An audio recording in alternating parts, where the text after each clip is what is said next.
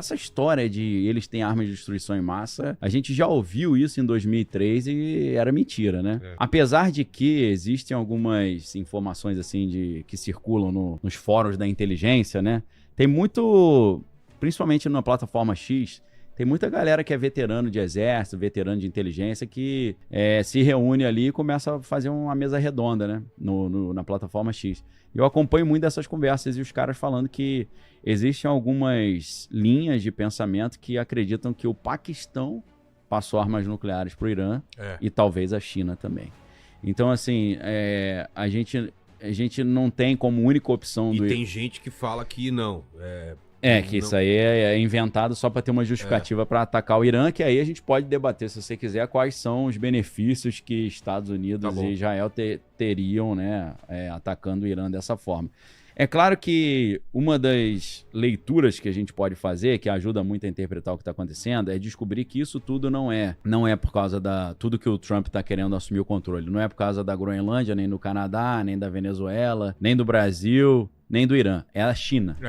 A grande questão é a China. Tudo é a China. Venezuela, enfraquecer a China. Irã, enfraquecer a China. Total. A China depende muito de importar energia. Por isso que eles estão pesquisando tanto, né? Fusão a frio e tal. Carro elétrico. Eles precisam muito dar essa volta por cima, porque isso é uma fragilidade muito grande, porque os americanos têm um controle marítimo, né? E tudo vem pelo mar. Se os americanos fazem um bloqueio marítimo, eles quebram, né? Não chega nada lá. Mais ou menos o que está acontecendo com os países do Golfo agora no fechamento do Estreito de Hormuz. Se quiser, depois a gente aprofunda nisso.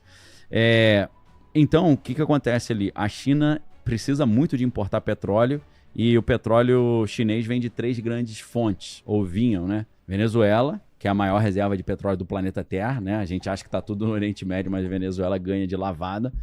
Segundo, o Irã, ou Golfo Pérsico. E terceiro, Rússia. Então, o Trump já, em tese, assumiu o controle de 2/3 do fornecimento de petróleo para a China. Que vendiam bem mais barato o petróleo para eles. Muito mais barato, era um filézinho que, né? A China adorava isso. Sim, porque tinha aquele... o deságio, né? Porque falava assim, olha, os Estados Unidos me proibiu de te vender petróleo, né? Que você está sancionado.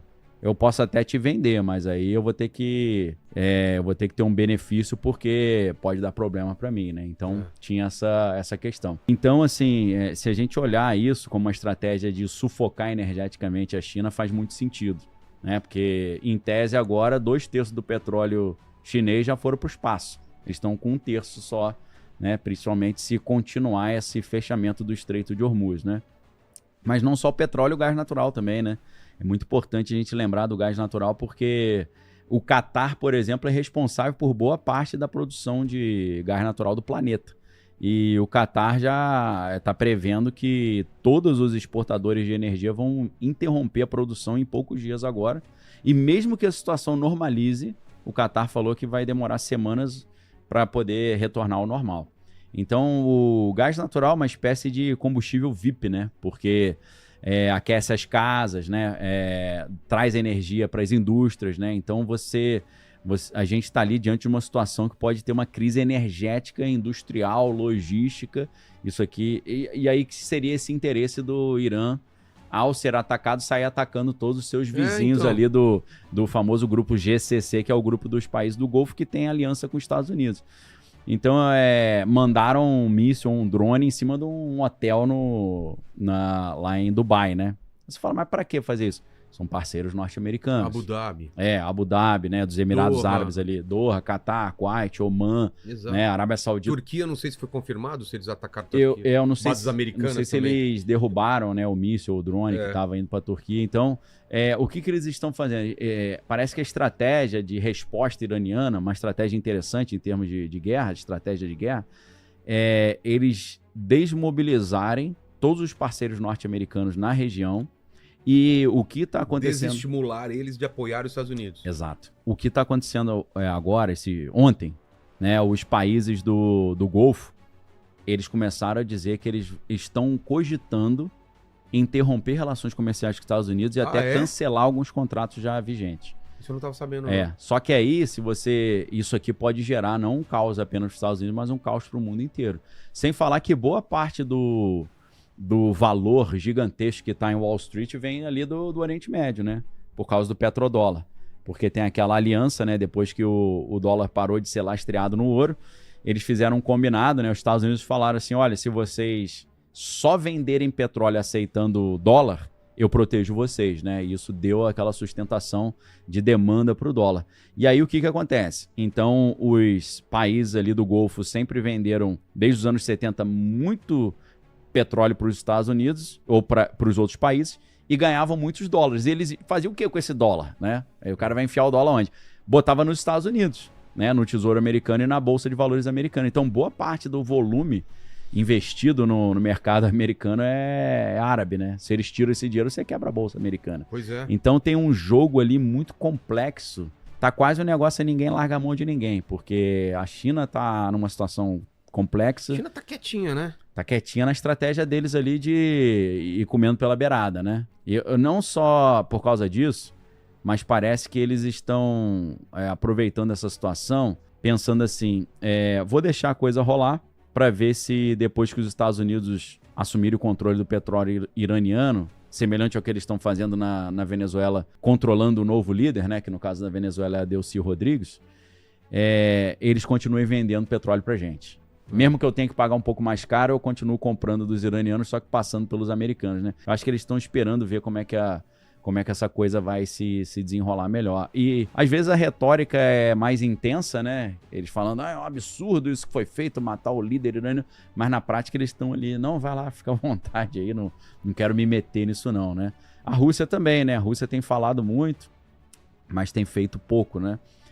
Então a gente tem que esperar um pouquinho para ver como é que vai evoluir essa situação. Agora, o ponto de virada nisso, para a coisa piorar, seria o que o Qatar está falando, né? Se continuar fechado o Estreito de Hormuz, quase todos os exportadores de energia ali do Golfo vão ter que interromper a produção, né? Mesmo que a guerra terminasse imediatamente ali, o Qatar ia levar semanas ou até meses para voltar à normalidade.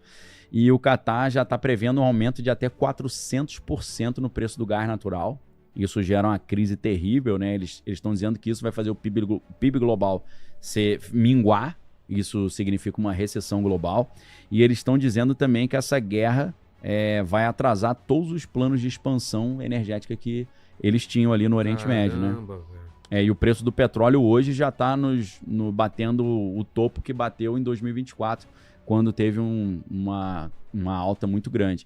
O barril ainda do petróleo ainda não teve uma alteração tão grande, né? Ele teve uma alteração razoável, assim. Ele chegou a subir, acho que 15% num único dia. Tá. O que né? Você imagina que a nossa taxa de juros no Brasil, a taxa Selic, é 15% ao ano. Você imagina 15% num único dia, né?